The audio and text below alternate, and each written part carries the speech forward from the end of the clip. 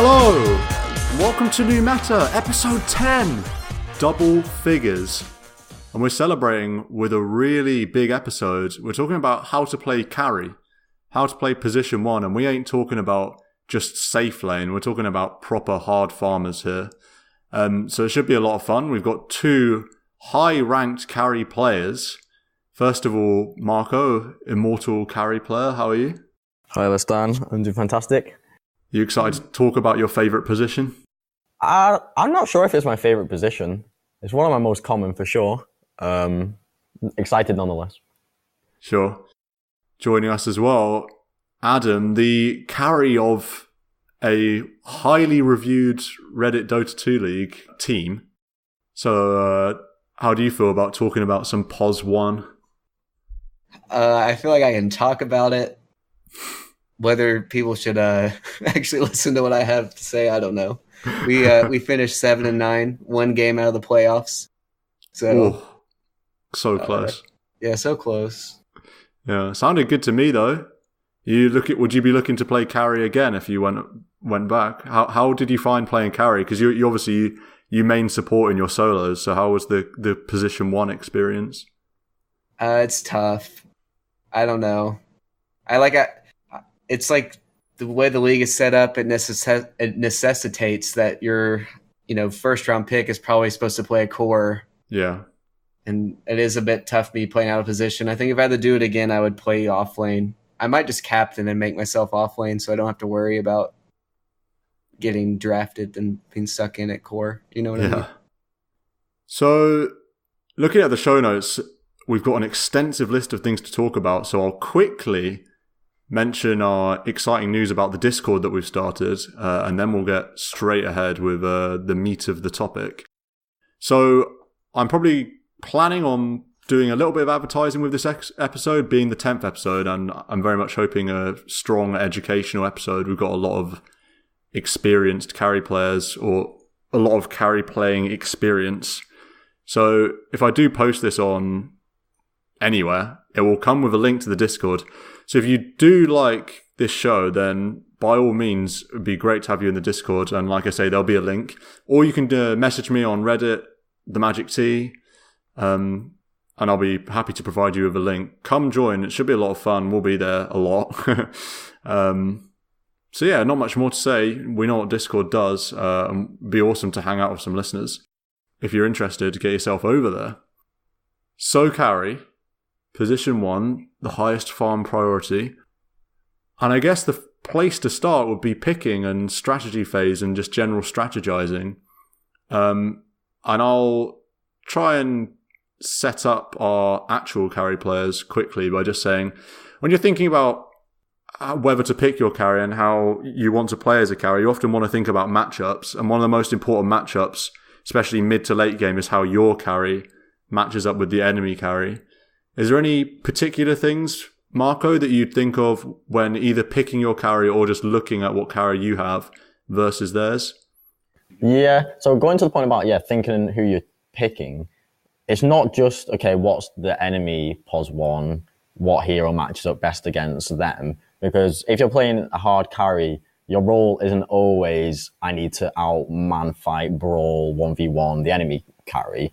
Say a classic example in the meta right now is Lifestealer. If you're seeing on the enemy team, A, some chunky strength heroes to get your teeth into, or B, lots of magic damage or magic disable, you're feeling a Lifestealer, rage being the obvious answer. So in that situation, you'd pick your carry based on where the enemy's weak, right? But in some cases, say if you can counterpick the enemy carry because they've picked before you, then you might be more prone to, they're a Monkey King or they're a Lifestealer, I'll whack out a Razor, say, or maybe you feel I'm confident to take an AM this game because I'm not going to get that much pressured. So, yeah, there are a few dimensions to it. I think one of the beauties of carry is you can more or less pick your hero every game. Like, you can pick Lifestealer every game, you're going to be fine. You can pick Jug basically every game, you're going to be fine, especially in like 90% of the player pool that's ancient or lower. You can pick a position 1 and you can win the game yourself if you play well. It's not as dependent on matchups. Yeah, I'd agree. And often when you pick, you're going to know your lane matchup anyway, because the enemy off laner and the enemy position 4 rather, are usually going to have picked. We've written down some examples here in terms of going over how matchups change over time, which is a really important thing about how you're going to approach the game.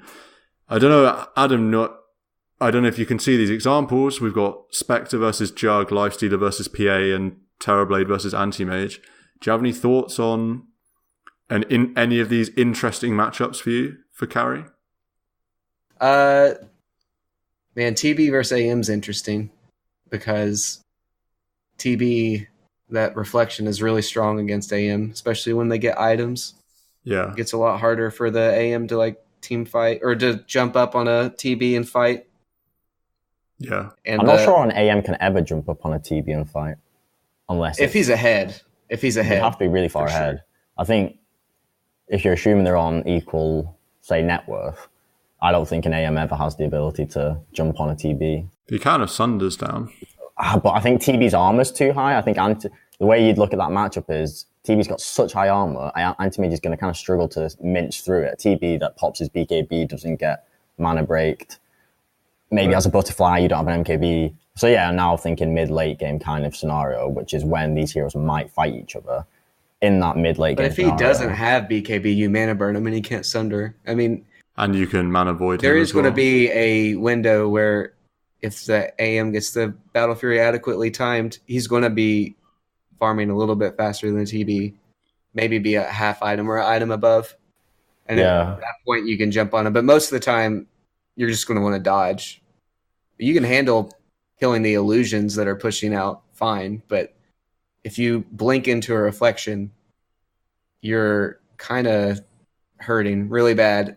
And then even that you're like mana breaking yourself to where you can't even counterspell the Sunder, which, I mean, that's almost impossible to get off anyways, if against anybody that's decent.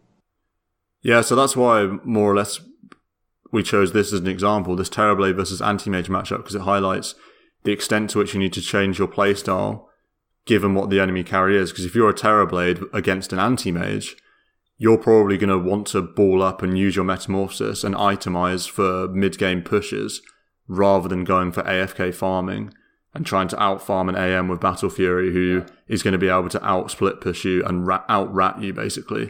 Because obviously the best way to play against Anti-Mage is to 5-man group up before he comes online. Yeah, I think it is a really interesting example because of, like you said, it's very polar opposite play styles that the TV wants to do and what the AM wants to do.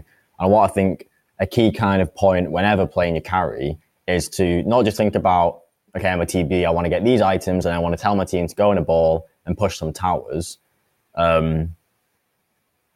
Or maybe you're the AM and you're thinking, all right, I just need to get my Battle Fury, I need to farm, I need to cut some waves or just do AM things. What I think is really important is to put yourself in the enemy shoes and go, okay, what is it that they want to do? What is the power spike as an individual hero and as a team? How do I disrupt that as much as possible? So in this case, as an AM, you're not fighting at 25 minutes because in my eyes, the Terrorblade is stronger than you at 25 minutes because he'll just pop Metamorphosis, pop his Manta, pop his Illusions, and right-click you in 3-4 hits.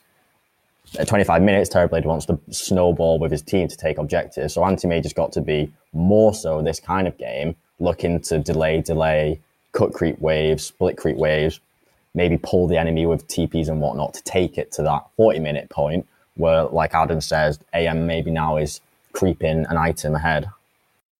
Yeah, certainly. And the TB or AM is like the cat and mouse game, right? The ideal way is for your other 4 teammates to be playing on TB side of the map, making his life hell, and then you're taking out the other side of the map because AM can almost fill or farm 2 waves, 2 lanes and the jungle before camps respawn. So that'd be the ideal thing. And then, yes, you would be cutting creeps and doing typical anti-mage things. But I think what's important in, say, this matchup is if you're in the shoes of the AM, you've got to have it wide in your head in the strategy phase what to expect from the game. You shouldn't think just each minute ahead. You should really genuinely use the strategy time as, okay, I'm in this position 1, I need to get net worth. All right, when I've got it, what am I going to do with it, or how should I go about getting it? Is say the AM, you've really got to have in your head that you need to take this late and you need to stop your towers falling. So even maybe like 15 minutes in the game when you first got Battle Fury, if you can play that knife edge, aggressive splitting waves kind of thing to keep your tier 2s alive as long as possible, keep your tier 3s alive as long as possible, that's great stuff. But it's not obvious if you don't give it thought ahead of time.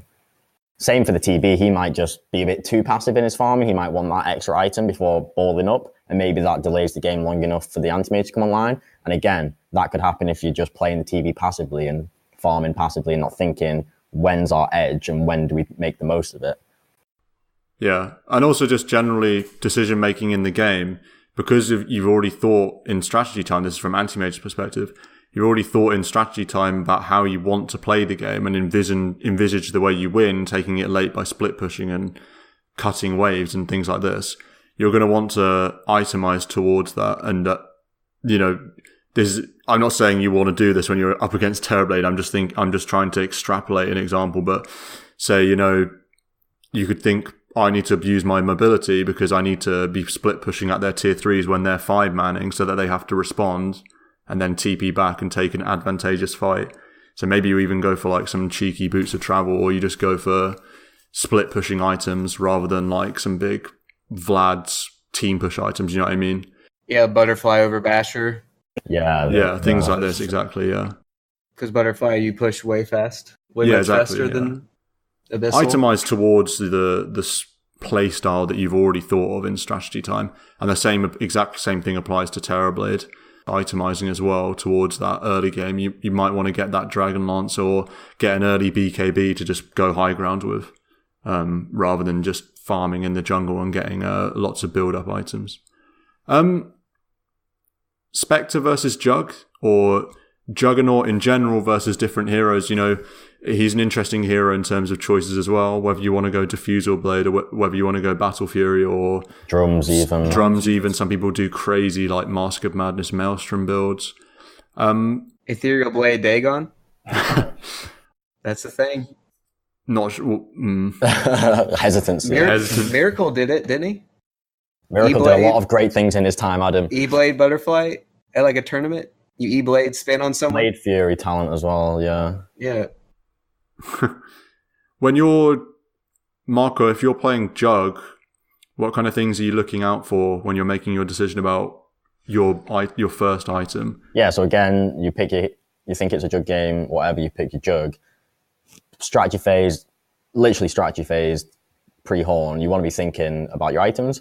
And so I think with Jug, like we've mentioned, there's quite a variety of routes you can go down. I think you've got to identify in the enemy team where they're spiking at. I thought I had about this position 1 carry discussion is how I think it is very reactive in your decision making. So for example, the enemy team's got Pugner and Fury on, and they're going to be looking to knock at your tier 1s. You react to that context by not getting a Battle Fury, for example. Or you're against a Spectre and you're thinking this Spectre wants to farm and wants to get fat, wants to take it late, so I can outfarm the Spectre by getting a 16-minute Battle Fury if my lane's gone well, and I know I'm going to be able to outfarm the Spec into the mid game.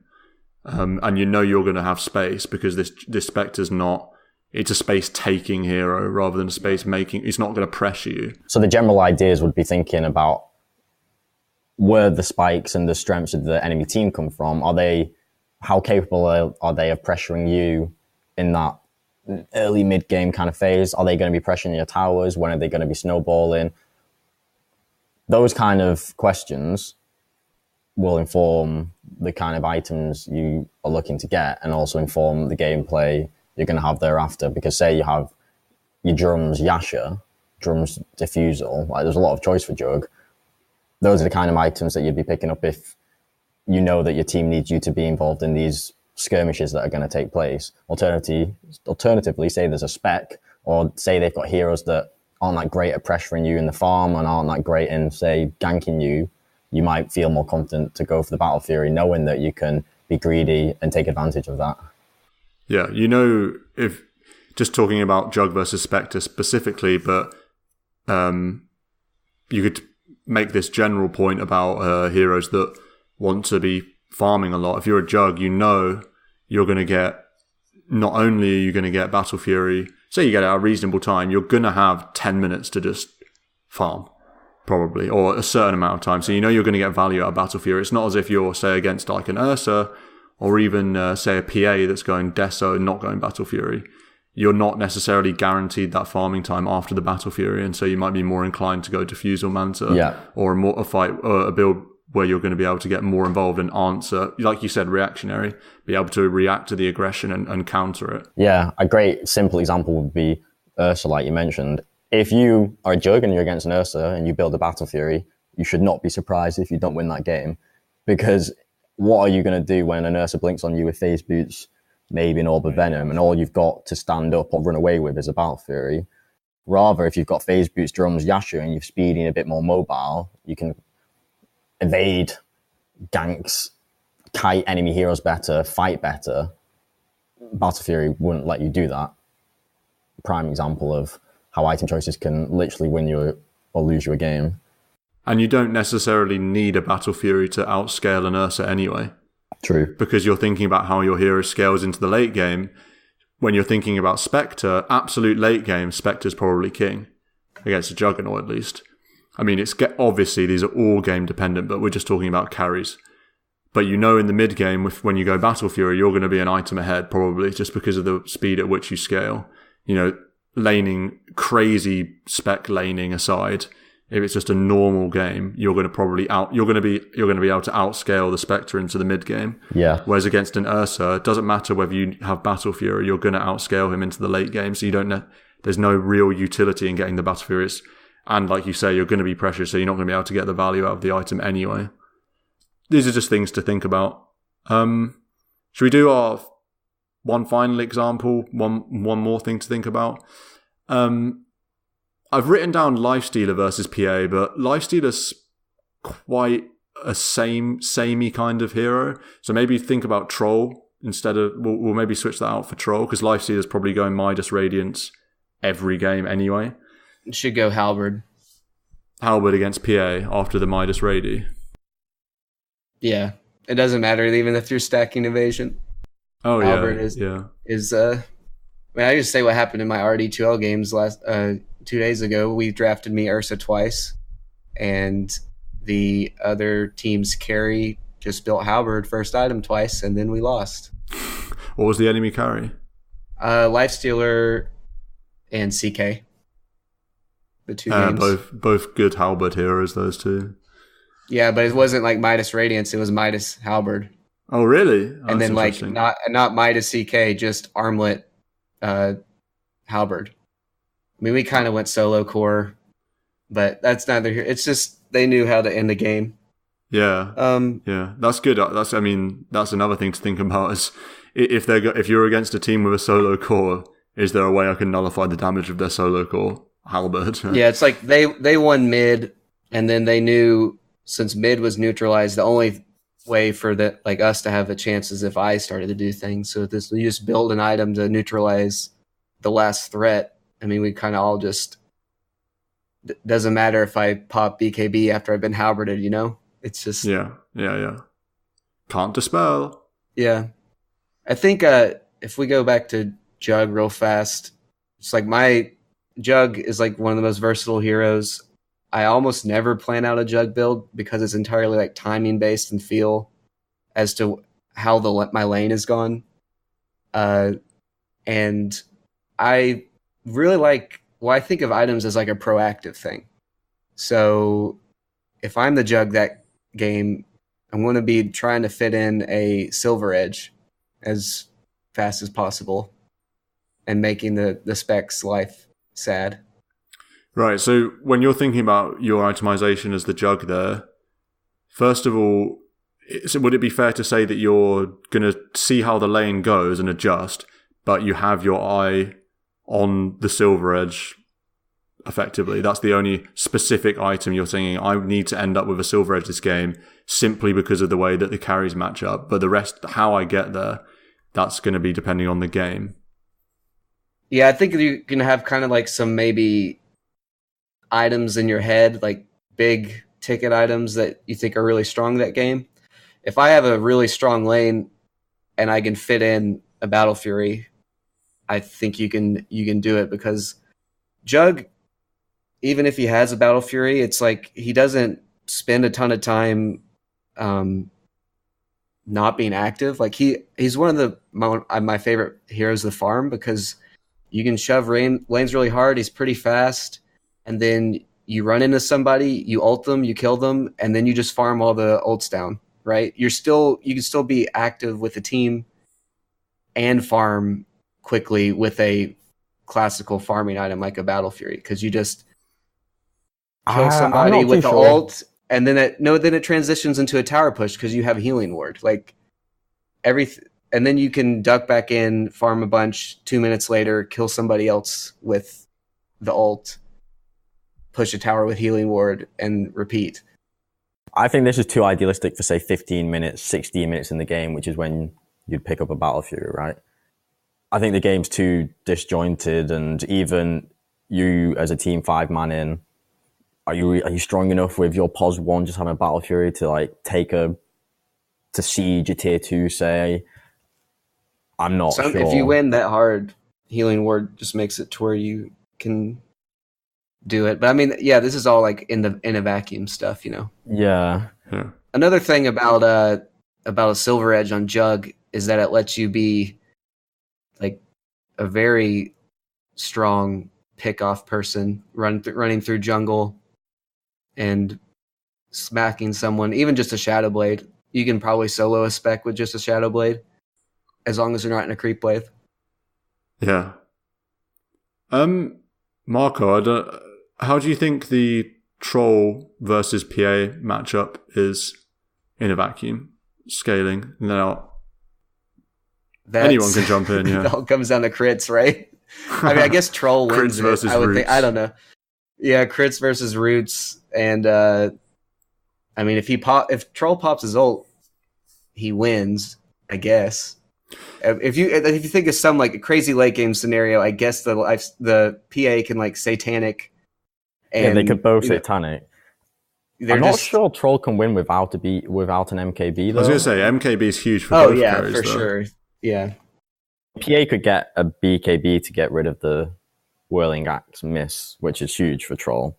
And BKB is very core on PA. MKB for Troll is very luxury and somewhat greedy in the sense that it offers you only pure damage rather than any kind of health or status resistance or BKB immunity, whatnot. So it's interesting, the PA versus Troll. For me, I mean, I'm not a big Troll player, certainly, and not really play PA that much either. But I think maybe perhaps from Troll's perspective, if I was the Troll playing against a PA, I'd be very keen to find out whether PA is going to go Battle Fury or not. Because if PA does want to go Battle Fury, I feel like that gives Troll a pretty big window where it's going to be stronger than PA. Yeah, I think... Especially when barreling with a team. Say, if I had perfect information that PA is going to go Battle Fury this game, if I saw like a Perseverance or something in the laning stage on PA, then I'd be thinking I'd be tempted to just go Vlads. If I had a team that could push around me with Vlads, just grab a Vlads and then grab like a casual Yasha and just go. Because this PA is going to be not even have a Battle Fury at that point, and you're going to be able to push hard. And even when PA does have a Battle Fury, if you're squeezing the map effectively with this very active, you've itemized to give yourself a power spike on Troll Wall or two, then you can suddenly squeeze the map easily with your team. Suddenly PA doesn't have a game. So it's very reactive, like you said. It's very reactive, especially this matchup more than any. Yes, I think in this matchup, Troll would be looking, or has good argument to be looking to ball up against the PA, because if you're a 5-man ball, PA can't just jump into a 5-man ball without BKB. If she's going Battle Fury, she then needs to farm another 4k for BKB before she can kind of come online, Like you say, if And you're a even troll, then won't have the Deso. if it's a troll with a Vlad, Sanj, and Yasha with a 5-man team around him, what he's looking to do is take every tower and then go back to Rosh and get an Aegis on him. And then how do you expect to fight into that? You can't. And that allows the trolls team to get a map advantage because they know the enemy can't just fight into them. It allows them to squeeze an advantage and get that next item, get the fight that they want, get the objectives they want.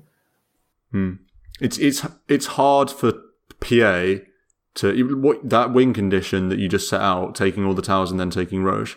It's hard if PA is going Battle Fury. It's hard for her to react, as it were, and stop that win condition effectively from Troll. Yeah, for if you then look from the PA side, I think getting a Battle Fury is fine, but then she would really want to speed farm that Des as fast as possible, because then that's a huge power spike for her, such that she would then be looking to kind of take the limbs off Troll's team with, say, a +1, +2 to then find kills, because as a massive power spike, you really want to be making use of that. And in PA's case, that would be slicing enemy heroes, which would then delay, say, the Troll's Death Ball push. Exactly. I was going to say, yeah, you'd probably want a team, you'd probably want to perhaps look for pickoffs. You know, if you're a PA that's going Battle Fury, like if you're just going AFK jungle, you're probably going to end up in a bad way with not many tip towers left. Yeah. Whereas, like you say, you do want to do things that are going to slow down Troll, especially if you see him going very early itemizations, like Vlad's and Yasha and stuff like that, and just running down lanes with those items. You're probably going to want to use your team to get pickoffs, or just do what you can to slow it down, which with a PA is probably pickoffs. Yeah, but if a PA goes Battle Fury Deso, you're still another 4K away from a BKB. Yeah, for sure. Yeah. She's really left open a window for the Trolls team to capitalize. Yeah, absolutely. And what I would like to stress is, if you're the PA or the Troll in this game, there's massive value thinking about these kind of scenarios before the game kicks off. Because when you're in the middle of a Dota game, as we all know, you've got a million things to think about at one time. You're doing 60, 100 actions per minute. It's very hard to take time to think the bigger picture and to think what each enemy team wants to do and achieve, what each carry wants to do and achieve. Yeah, no, I could completely agree. And also, like you said already, the importance of empathizing. When you're thinking about an item decision, say you're a PA or a Jurg like we've been thinking about, and you're thinking, oh, do I want to go for Battle Fury this game, or do I want to... Don't just think about your own game. Think about what your item choice gives the other team. This is especially true of Battle Fury. You know, in the example we've just been talking about, PA versus Troll, it's more important, if you're the PA, you go in Battle Fury, what that gives the enemy team with their Troll in terms of a window is almost more important than what it gives you as an item to boost your game. I know I've lost games by going Battle Fury and Troll and then never being able to get online because the enemy team's just snowballing us too hard and I can't offer anything in a fight because I'm too squishy, too slow. Yeah. There's just games where I've definitely finished that Battle Fury at a really good time, and it's like, but we lost. Just you die, you lose the game with just a Battle Fury in your inventory because the other team balled up fast enough. We'll just briefly, some early game principles. I'll kick it off by saying don't start with Quelling Blade if you're a carry. Buy it from your side shop, please. Yeah, don't start with Quelling Blades. Anything you can get from the side shop, do. The value of being in the fountain at the start of the game is underappreciated. Yeah. Get like tangos and sows and stuff that you can't get from the side shop. If you don't buy Quelling Blade at the start of the game, your MMR will probably go 100 instantly. It's because you're starting out with the Stout Shield instead, right? Do you have any other principles you'd like to go over? Either Adam or Marco? I know we've got some on the sheet here. Yes, so not going too deep and micro into the laning. I think one of the biggest mechanical skills you want to practice and do as the farmer is aggro and creep off the enemy hero. I think that's super core to optimizing your lane, and it's applicable for the entire laning phase. So the idea is if you attack the enemy hero it will draw the creeps aggro, and the creep will want to attack you, so you can then pull them back into a more favorable position, or you can pull them back to then kill your own range creep and keep the wave depushed. That's just a general principle that is very applicable. Do you have any, Adam? No, just to bounce off of that, that's really important to pull the creeps to you that makes them easier for you to hit by making it easier for more difficult for the opponent to deny them. And it's also just much safer for you to hit them closer to your tower. You won't be taking like the ranged enemy support auto attacks while you're hitting the creeps. If you drag them closer to you, do try and if you do that, do try and get the range creep though. It really hurts getting those denied. Yeah, I was going to say certain heroes like PA and Spec, heroes that you can secure range creeps with spells, then it's insanely good. It makes it even better to do that, because often the trade-off with pulling creeps into your range creep is that your creeps will kill their range creeps, and it's really hard and dangerous to go and try and get that CS. But if you're like a PA and you can just throw out a dagger, or likewise for a Spectre, then it's incredibly good value. Yeah, don't forget about using your spells. I mean, Dota boys will know that I say spells aren't used enough, but it applies even to a carry farm in the lane. Like you say, dagger's a very common, obvious one to use, but things like a Troll's Whirling Axe Throw, use that to secure a range creep, absolutely worth it, and probably not done enough. So valuable. So using an overpower to secure the range creep, worth it. Don't worry about it. Spec dagger once or twice, fine. Spin stun is huge because you can throw it on the creep, stun the creep and the enemy. Get some auto attacks. I guess the couple other general points I would make is don't dismiss denies. Very minor point, but I think it's one that's probably not ever really thought about enough. But that's a lot of gold, man. The gold does add up, but also the XP advantage, I think, is probably not appreciated enough how much you can snowball and control your lane if you start getting these XP advantage edges. They keep nerfing it. Yeah. But it's still super value. Still value. To do. I guess I'll just say secondary set of regen. I was going to mention that, yeah. I guess is underutilized. Don't just think the two sets of tangos, maybe two sets of tangos and a salve that you buy is going to get you through the whole laning stage. There's just a ton of value in taking some of those creeps you hit and hopefully using your support as a courier and have them bring it out to you. Well, that's actually a massive one. Yeah, or even, I mean, I sometimes bring out mangas to myself to pop for the value mana, because you're probably not going to be able to get a clarity off as the carry. Yeah. But yeah, it's huge because you don't want to be sitting in lane at 60% health, 30% mana trying to last hit. Like, you're just asking to be gone on or harassed out of lane. And don't just like sit under tower at 30% health waiting for yourself to regen up. The 100 gold you spend on either a salve or second set of tangos is going to pay off, fourfold by letting you adequately hit the creeps safely. Yep. And like we said, laning, just things to touch on. There's a few of them there. Itemize, moving into the mid game, is probably when the laning mini game ends, is when you're going to be thinking about what items you want to be going and how you want to play the game, as it were. Like, because laning is sort of its own beast.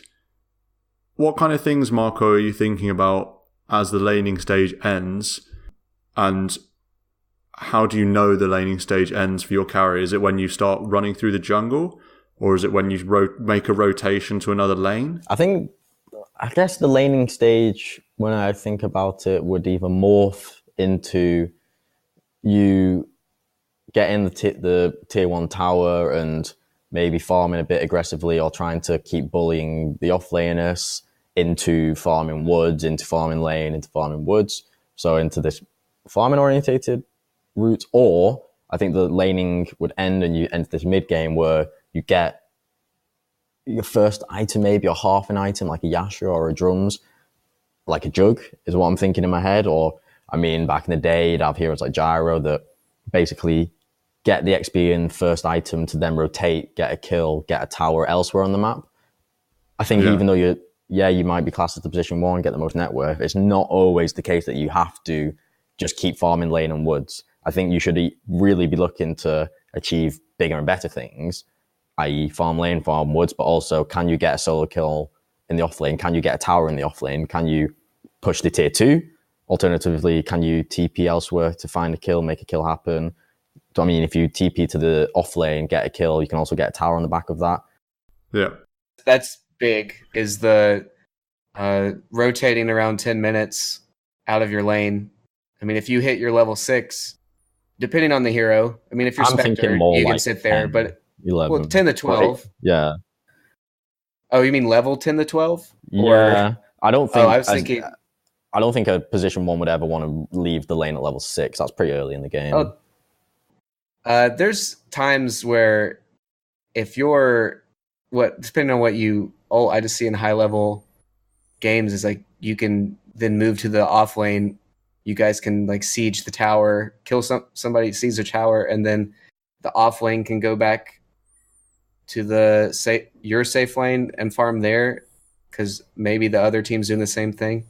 And it just depends on how your hero is able to occupy space. I mean, if you're a Spectre, you're not ever really going to go anywhere because your Haunt's going to take you there. But if you're a Jug, I mean, if you can TP and then ult the enemy carry and kill them and then take their tower. Yeah, that's huge. I mean, it's huge. I mean, it highlights the point of the laning quotation phase might have ended, but you should definitely not just keep your head down, kind of mindlessly farming the creep or the jungle. You should really pick your head up and take a moment to think, like you say, can I get a kill and a tower in another lane? Would I be able to do that? Do my team need me to do that? Alternatively, can I get a kill on the offlaner or can I get a tower on the offlaner? Basically, you really got to pick your head up and think big picture at this kind of critical end of laning phase time. But the Siege Creep wave at 10 is a nice time to think it's a good opportunity to break away from the laning and start thinking about pushing, whether it's in your own lane or in another lane. If you've had a good lane on your carry and your supports have done you well and set you up nicely, then it's a really good opportunity to try and apply some pressure. You can even do a cheeky glyph if you want. And at that point, you've almost found that the laning stage is effectively done, especially say another hero another core moves onto your lane to help with a push, or you do the same in another lane. So sometimes the laning stage can just sort of end out of nowhere. And so what I'm getting to here is a really great thing to do at that point when you suddenly find yourself out of the laning is to basically just take note of how your other lanes have gone and the relative power, especially your mid lane, which is often going to be the tempo setter and creating space for you. Sometimes it's great value just to ask how your mid lane's gone. Obviously, in an ideal world, you keep tabs of it yourself, but you can often just ask, say you've got a mid, well, it doesn't really matter, Queen of Pain, OD, or all the mid heroes you're going to find there. If they've had an excellent game, then you might want to be smoking and being really aggro. If they've had a bad game, then you're going to think, I might be facing pressure and therefore I need to farm safely. To jump on that point, it's good to know yourself, or like you say, ask to find out that information. Say how the mid lane is going or how the off lane is going, because then say he's or she's doing great, that actually could give you the information that, there's space for me to keep farming, or they're actually getting on okay without me in these team fights. I'll just focus on shoving down this tier 1 in my own lane rather than, say, moving around the map when I'm not actually needed. Yeah, and in this metagame, when you think, how's the offlane gone? What's more important than that is, how's the enemy carry gone on, basically. If you're a Jug, or just to jump back to these random examples we pulled up, if you're a Jug and your offlaners are telling you, this spec's got nothing, or, this PA's got nothing, low level, hardly any gold, then that's a great opportunity for you to be like, well, let's, play it in their side of the woods, play where this Jug wants to farm, Oh, sorry, not this jug. Play where their enemy carry wants to farm. Don't let them recover, and then you're going to have a stranglehold on the game.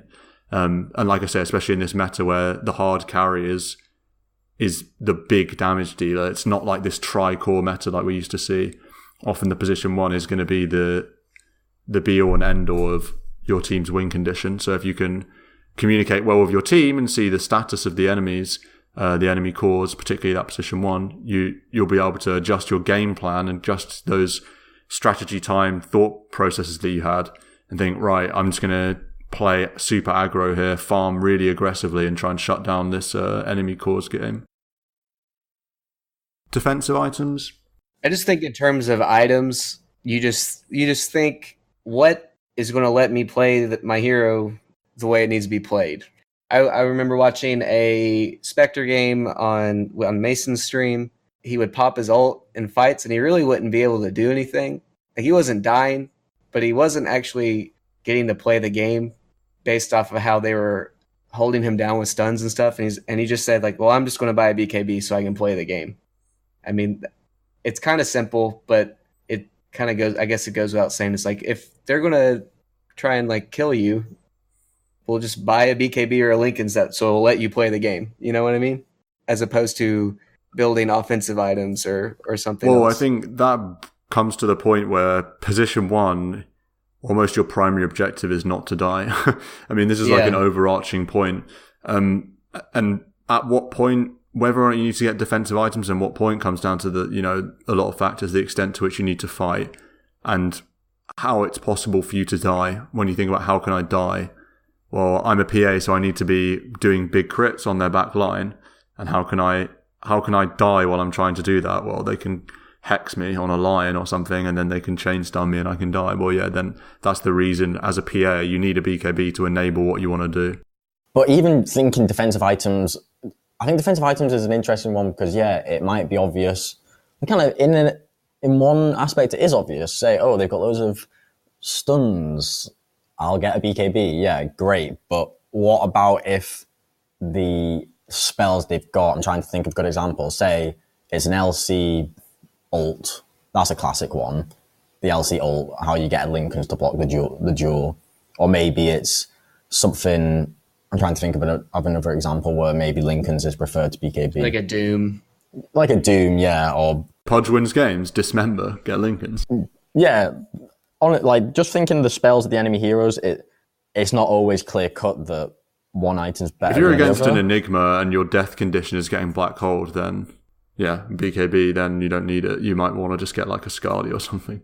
Yeah, defensive also can just mean tankier. It might not have to mean like magic immunity or spell block.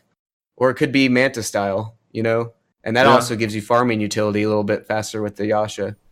Or an example, again, so say in a vacuum, you've got a Juggernaut on one team and the enemy team has a Enigma or an Earthshaker who've got AoE control. They've got magic damage, they've got disable, but it's AoE, it's not a single target. If you've got a Yasha on your Juggernaut, which is likely to happen in every game, do you build into a Manta? In my eyes, I don't think in this vacuum you should get Manta because they've got AoE disable and Manta achieves nothing. If it was some single target Orchid or even just slows or even just a hero that it might be a Rasta with a Hex. What my point is, if the enemy's got some AoE control, I don't think a Manta is that good value. I think you'd rather have a Sanjay Yasha to tank up and survive that bit longer. Status resistance and the move speed. It's about thinking about your death conditions. But another thing to think about as well when you're thinking about getting BKBs and things like this is, are you going to be able to, you need to be able to do what you need to do in the game. And if you're getting a BKB and suddenly, oh great, I'm not being CC'd anymore because I've got magic immunity, but that I've now spent 4k on something that isn't a damage item and suddenly I'm not doing carry things anymore and I really needed that. The classic example I'm thinking of is something like Phantom Assassin. If you've gone BKB second item, maybe after your Battle Fury, say, and you don't have that Deso, you're going to be a lot less effective. So that's another thing to consider is you still need to be enabling yourself. Especially sometimes if you're really behind, you might think, oh, I can do nothing this game, so I need to get a BKB.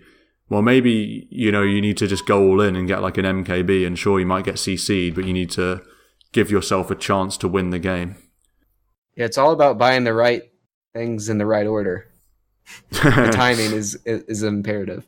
Yeah. Itemization, just buy the right thing in the right order. That's simple. Yeah. So we've talked about timings and power spikes a little bit. Obviously, there's infinitely more to talk about. But let's talk for a minute about snowballing, because this is effectively using a power spike that you have and running with it, or just bumping into a great team fight or a great moment for your team and being able to win a game off the back of it. Adam, how do you think you snowball? What does snowballing mean for you, particularly as a position 1?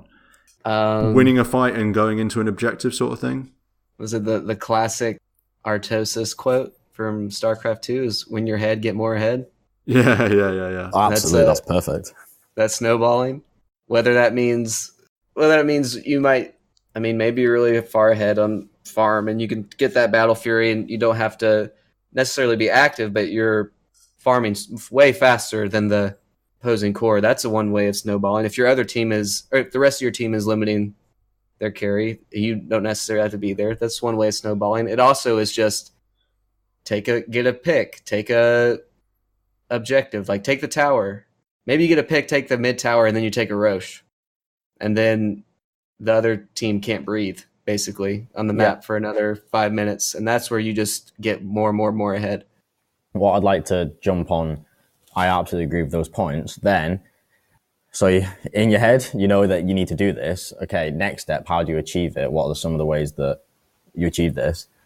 One of the big ones for you and your team is just positioning on the map. And one of the things that dictates that quite a large amount is where are you farming and how are you farming. Too often in many games, you'll see a situation where, like you say, you get this pick off and now there's this opening for, okay, maybe an objective, maybe a Roche, maybe some pressure on a tower.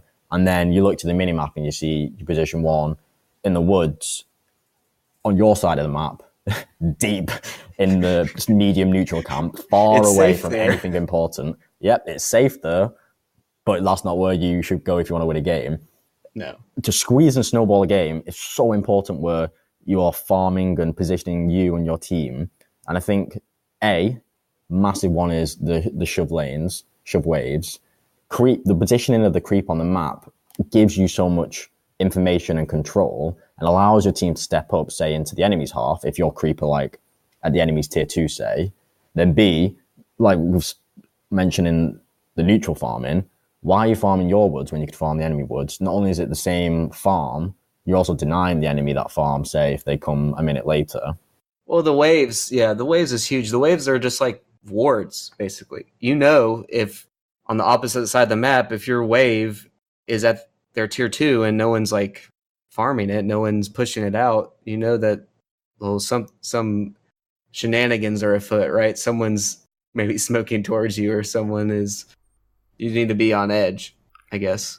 Yeah, definitely. And the point that I would make it also is just agreeing in general, and that is the best time to win the vision game is after a one fight when they retreat and they're all inside their base. And perhaps you can't go high ground. It's, classic example, you win a big team fight, but you can't go high ground.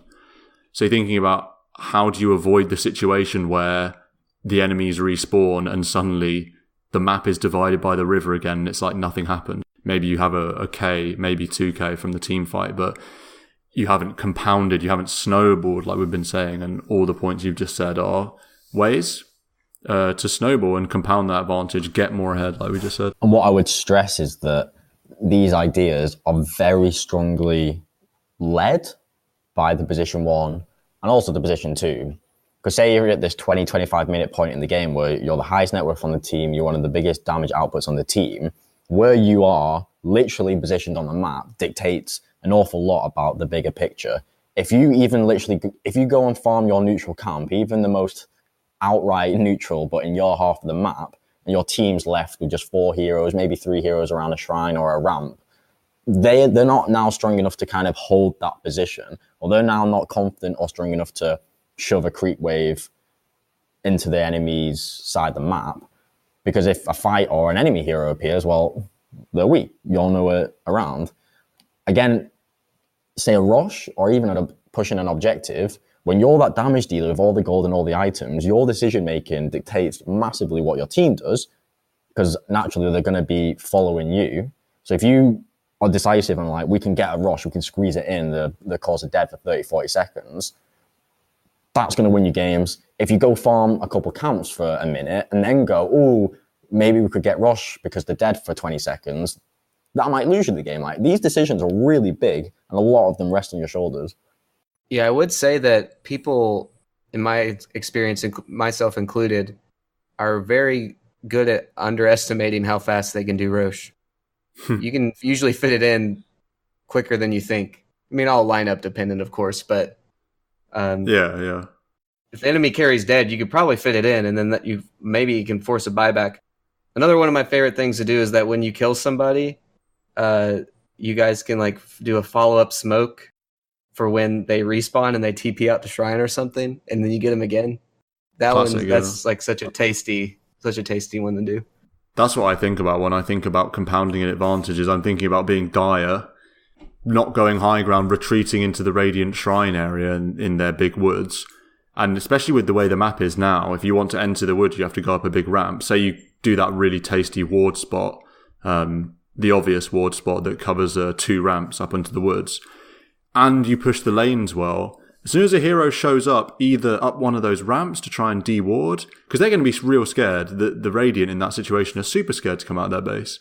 And if you occupy that space around that shrine, if this is from the position 1 perspective, you're farming that ancient camp and those camps around there rather than your own woods.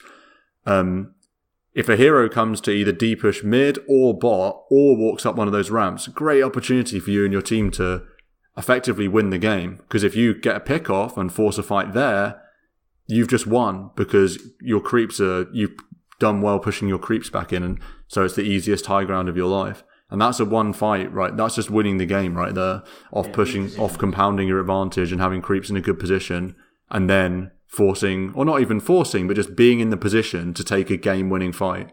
I mean, yeah, not even, doesn't have to be absolutely game-winning, you take the throne after this fight. It is just, when we speak about snowball and we speak about compound, it's all about when you're ahead, get further ahead. And these moments, these pickoffs, this pressure, this squeeze, they all balls up, and you want to end the game 20 minutes later, 15 minutes later, and look at the graph and just see this one direction gold XP going up and up and up. I would also like to stress on the carries point again, in terms of dictating what the team's doing. I think a weakness that a lot of pub carries would do is too much farm creep hitting mentality, where they take a fight, you maybe win a fight, and then they just go head down, starting hitting creeps even in the enemy woods or in the lanes, but actually be too mindless about what they're doing. Like when the enemy heroes are dead in this mid game point of time, you really gotta think for a second to think, all right, what can we achieve off this? Or you as the one can dictate your team to be like, all right, we've got some kills, we've got the time to get map advantage, draw on the map, let's position ourselves this high up, let's position this like as a perimeter and really squeeze them in, let's not let them come past this line. Okay, how do we achieve that? A, don't leave that line. B, get your heroes to shove the ways forward. Okay, you're in a great position now. Yeah, I agree. So imagine that situation I just drew a second ago where you're occupying that shrine area. If you're the carry and you've done the hard part, you haven't gone back to your own woods, you're already better than 90% of pub carries. But even just say, first of all, even just going to shove a lane, bot or mid right up close, then you've just removed the possibility that the enemy team is going to nonchalantly try and walk back into their woods area because they're like, oh crap, the enemy carries right there because we've seen him in the lane pushing a lane in. Or alternatively, you finish farming, you're not patient enough, you don't realize what a great position you're in. So you go and farm, say, the small camp in their side of the wood, and then you're way too far away to capitalize on them moving out. And even if your team does, you're not there, and suddenly it's a bad fight, and suddenly you've lost the really incredible position you had, and then suddenly they can de-ward, and you're back to square one. Yeah. So it's just being mindful of how good a position you're in. And if you manage to get good, if you manage to win a team fight, and if you're managed to, then that gives you the opportunity to put yourself in a really good position. Be mindful of that and try and do it the best you can. And taking Roche is another example of a really good position to be in. It doesn't have to be playing on their side of the map, although if Roche isn't up, then that's what you're going to want to do if you're in a good position. A little disclaimer I would add is I feel like all these kind of thought processes and like mindset to the game, the guys and the players who are super high level, super high ranked, this kind of decision making becomes second nature to them because they've got such a good feel and experience of the game. However, I think if you're looking to improve, I think you can actively improve very well, like with a reasonable chance by yourself actively thinking about these questions and in the games, making a mental effort to go, all right, what can we achieve or how can we compound this advantage? Because it won't be second nature to everybody. Oh, active thinking is like, that it's so easy to say, to do, and then you get into the game and it is so hard to actively think. You can just get in this just blasé, you can just coast. I'm just going to hit some creeps. Maybe I'll do a rotation. There's all the stuff that we just described. You have to really drill it in and really make a conscious effort to think. You do, yeah. But like you say, it's so important. I'm a strong believer that Dota as a game rewards proactivity. So even just doing these active thinking and active anything will be rewarded. And a fun thing you can do, I think of best case scenarios and then try and achieve them. And by that, I don't mean, best case scenario, the enemy Terrorblade forgets to sunder. I don't mean something stupid like that. I mean like best case, what's a game-winning move we can do now in a best case scenario? Well, we could smoke for the enemy Terrorblade and there's a pretty good chance, or it's smoke into their jungle and there's a pretty good chance we get a pick off on a really important hero. And when I say something like that, I don't mean, it has to be within reason, obviously. But I strongly believe if you're proactive with trying to achieve win conditions and achieve, not even, snowballing, achieve stuff like this, you're going to be rewarded. Active thinking about how you can get yourself in a good position. Yeah, absolutely. I would to say the smoke, or there's maybe you said good chance or high chance that you get this important pick off. Maybe that's too optimistic, and maybe it's not. But what I would say is you don't always have to be thinking that killer high return play because likely it'll be high risk. So that a scenario I'm envisaging in my mind when you give your example is, are you going to do some mad ass smoke play just because you're in the lead and think, yeah, we get a kill on a core carry, we can get multiple lanes of racks? To me, that's high risk. And to me, I think before you make that decision, you should say to yourself, are the lanes sufficiently pushed out? Is our vision sufficient for us to make a run through the map? Of course, normal smoke rules apply. Okay, fair. I'm not just saying like, oh, wow, I've got let's pop this smoke and waltz into their jungle. I'm just making a general point about being proactive. Yeah, absolutely. The proactive point is absolutely critical. Or just maybe the proactive point is like setting up ward vision for the next time you can do something like that. Yeah, like thinking 2 steps ahead kind of thing. Because the point I was going to make is the point isn't to rush things, but it's to think, I guess think 2 steps ahead. So I'm thinking, we're speaking about compounding your lead and we're thinking about snowballing. And a lot of the time that's kind of an aggressive team play, aggressive positioning, looking for kills, looking for objectives. But sometimes you might actually want to just ride the game out for 5-8 minutes, farming, getting everyone another item, waiting for, say, the next rush, all the meanwhile choking the enemy of any farm themselves, before you then make to look that next play where you go for some smart smoke for a pick off into a push, or even just pick up the rush and go for a siege. You don't always have to think just one step too high risk, high return. I think a large factor of snowballing is still being a bit conservative and slowly building your lead and thinking about... Play the percentages. And when I say that, I mean this in theory. No one's thinking, I've got a 50% chance to win the game if I wait for my item. But if the safest way for you to win the game and the most reliable way for you to win the game is for you to wait, like you say, farm, get that next big item on maybe a couple of heroes, wait for the next Roche. Sure, the enemy TB, like my example, the enemy TB, maybe he doesn't have buyback, so maybe you can win the game by smoking into their jungle. But that's a really risky play. Like you say, that's high risk. Say they're either prepared or it turns into a sticky fight. You don't know what's going to happen. It's an unknown, smoking into their jungle. Sure, best case scenario, TB's there, you kill him, you win. But it's way safer for you to farm those items so that you're stronger than them. Your team versus theirs is going to be in a relative better position with those next items.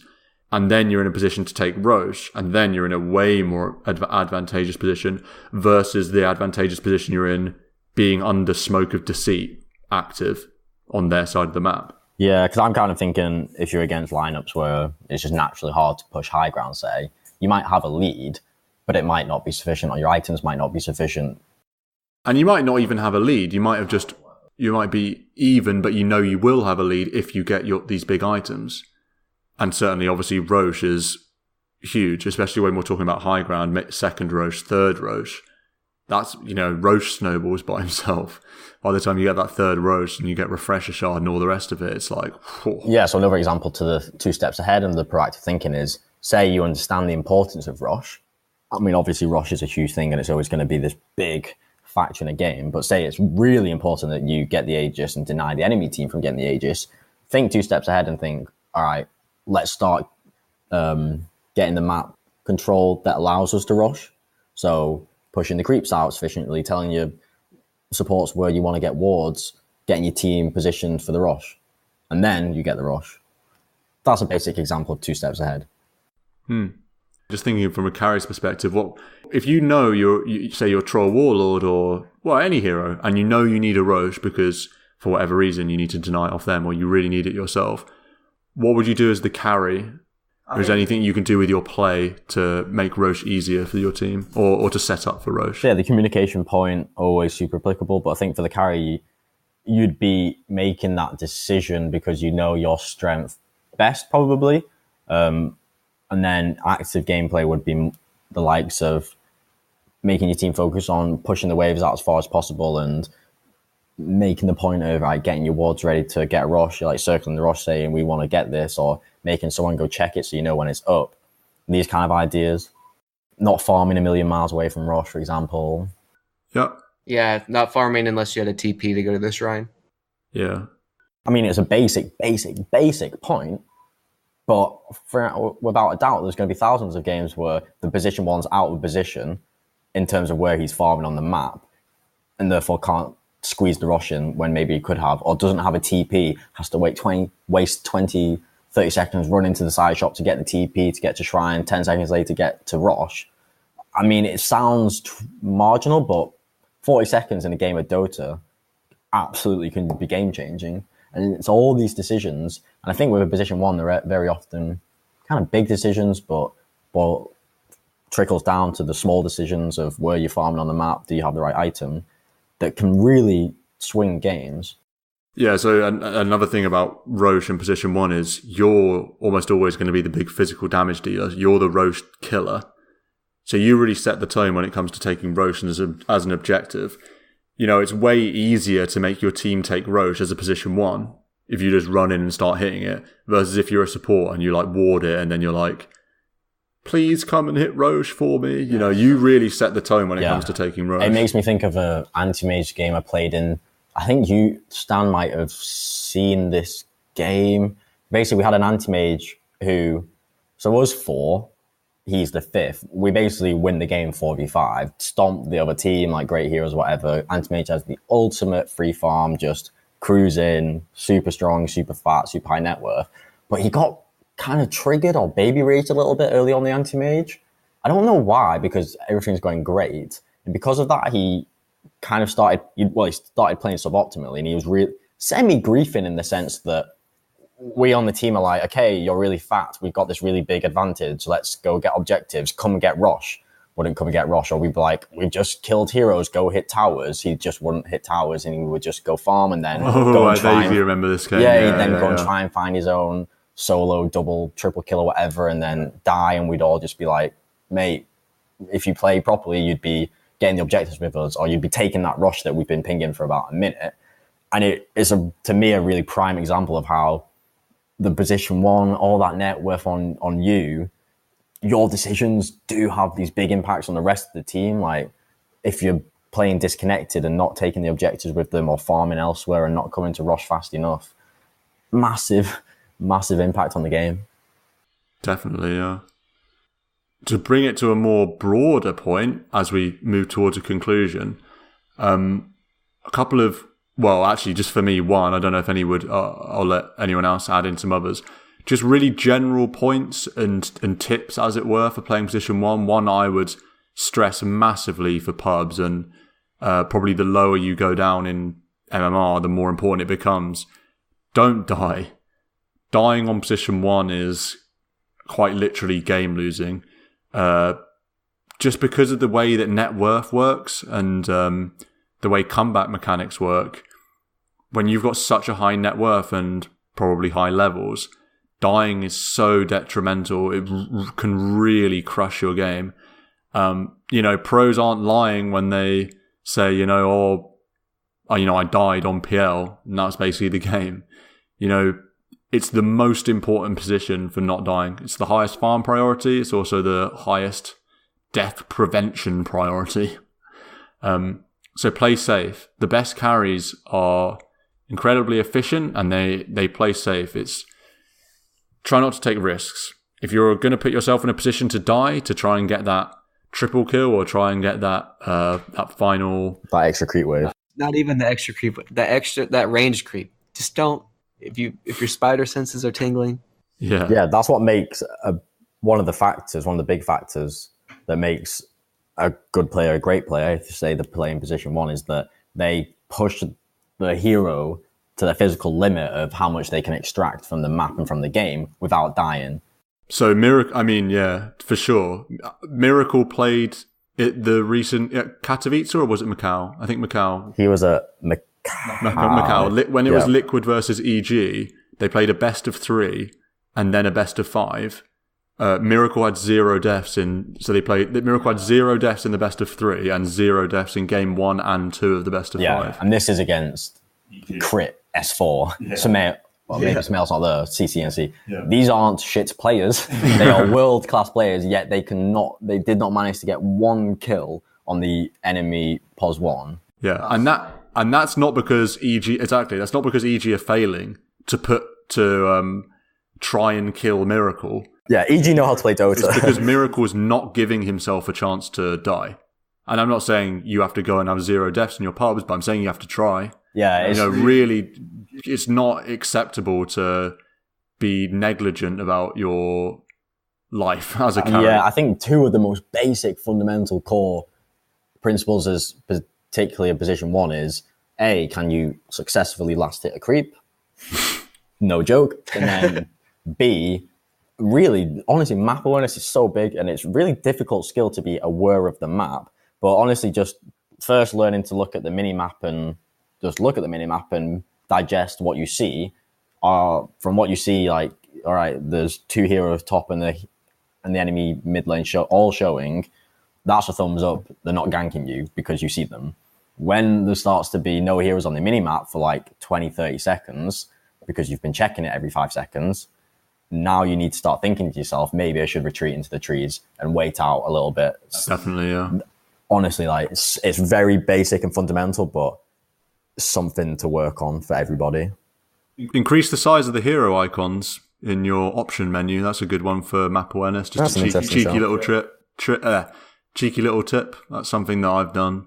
Just helps you out. It's just easier for your brain to notice a big fat invoker face coming into your area rather than some small little arrow or some tiny little tiny face. Change it from non-hero icons to hero icons. Yeah, I know non-hero icons is a Dota 1 thing with the arrows. Yeah, I don't like that. It doesn't. Oh, I like the arrows. No, the arrows is so bad. I'm so anti-arrow. You need to be able to glance at the minimap and know what hero as well. You know, it's blue. The pink. This is something Joe would bang his drum about like, oh, I'm not changing to the hero icons because that's not Dota. I don't know. Legacy. Sometimes the hero icons are a bit muddled. That's the only reason why I don't care for them. You can do it to where it's the hero names running around. Oh God, that sounds clunk. I mean, maybe if your brain has better word association. Imagine an ancient apparition just covering the whole minimap with his name or something. Yeah. Yeah. Adam, in terms of general tips and general things to talk about for carry players, super, principles of playing carry, you're someone that's effectively learnt carry recently in terms, since your climb. What key takeaways would you say you have? Can I add another question for you, Adam? You mentioned playing in R2DL earlier. So that's quite a range of... RD2L. RD2L. That's quite a range of MMRs and ranks and whatnot. You're experiencing that and seeing the different levels of players and POS 1 in particular. Do you have any thoughts or comments or points that stand out in addition to Stan's question? I'm just like, I don't really consider myself to be the player that can solo carry a game, so it was really interesting from a carry standpoint to try and do that, like I'm so used to setting up someone else to carry. In terms of the MMR disparity amongst the players, it really does show itself in the laning, because typically the lower level players on a team will be the supports, and it's a lot of like, oh my gosh, this person is wildly out of position. Okay, we'll just eat up that kill. You know what I mean? Yeah, for sure. Yeah, I can imagine that. Yeah. And then what was Stan? You said something. Yeah, if you're in terms of you playing carry now versus you playing carry before you started doing that RD2L, what do you think? Is there anything that's changed? Any key principles, key takeaways to playing position 1? I think I play largely the same. One thing I really try and do in the Reddit Dota 2 League is shove waves, because it just seems that, especially when we're behind, if we're behind in a game, a team will like just become afraid. They won't want to be out on the map. You got like 4 heroes at your tier 3 just kind of sitting around like, okay, they're going to push into us eventually. And I would be the only one like, okay, I got to shove one of these waves. Got to give us something pushing in the other lane to maybe make someone TP back. Yeah. Yeah, that's good tips. But also, we had me playing heroes like Ursa when that got popular. I played that a little bit. I played 4 games of Necro. I mean, that's not like a typical carry hero, I feel like. Yeah.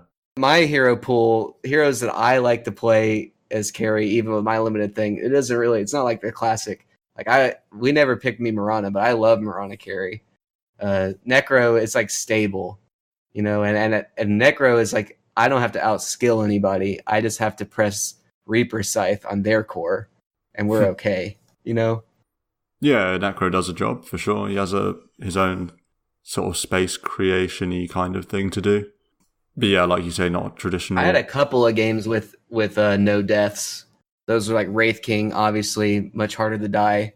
Ursa, we snowballed a game. That felt really good. And then I think I had a Slark game where I kind of balled out too. But for the most part, it was like, we're going to put Adam on stable heroes. Yeah.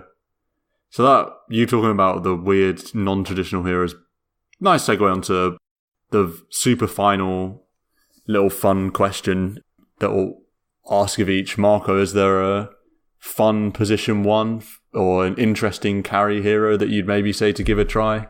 Oh, to tell other people to try? Yeah, well, either.